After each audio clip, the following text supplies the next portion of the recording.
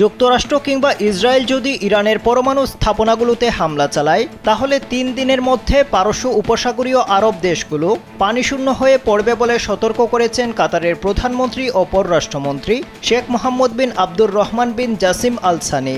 মার্কিন রাজনৈতিক ভাষ্যকার ও উপস্থাপক টাকার কার্লসকে দেওয়া সাক্ষাৎকারে তিনি এই সতর্কবার্তা দেন। একজন মার্কিন কংগ্রেসম্যান ইরানের সঙ্গে কাতারের সম্পর্ক ছিন্ন করার আহ্বান জানিয়েছিলেন, কিন্তু কাতারের পররাষ্ট্রমন্ত্রী ওই আহ্বান প্রত্যাখ্যান করে মার্কিনীদের সামনে একটি মানচিত্র এঁকে দেখিয়ে দেন যে কাতার ও ইরান কতটা কাছাকাছি অবস্থান করছে।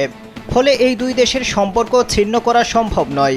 ইরানের দক্ষিণাঞ্চলীয় বুশেহর পরমাণু স্থাপনায় হামলা হলে ইরান ও কাতারের মধ্যকার পানির কী হবে, এমন প্রশ্নের উত্তরে শেখ মোহাম্মদ আল সানি বলেন, সেরকম কিছু হলে পানিতে এত উচ্চমাত্রার দূষণ হবে যার ফলে পরিবেশগত বিপর্যয় দেখা দেবে। তিনি বলেন, গোটা পারস্য উপসাগরের পানি দূষিত হয়ে যাবে এবং মাত্র ৩ দিনের মাথায় কাতারে পানি সংকট দেখা দেবে। কাতারের প্রধানমন্ত্রী বলেন, এটি শুধু কাতারের ক্ষেত্রেই ঘটবে না, বরং এটি কুয়েত, সংযুক্ত আরব আমিরাত সহ পারস্য উপসাগর তীরবর্তী সবগুলো দেশের জন্য প্রযোজ্য হবে। এদিকে ইরানের পররাষ্ট্রমন্ত্রী আব্বাস আরাগচি তেহরানের পরমাণু স্থাপনায় ইসরায়েল ও যুক্তরাষ্ট্রের আগ্রাসনের ভয়াবহ পরিণতি সম্পর্কে সতর্ক করেছেন।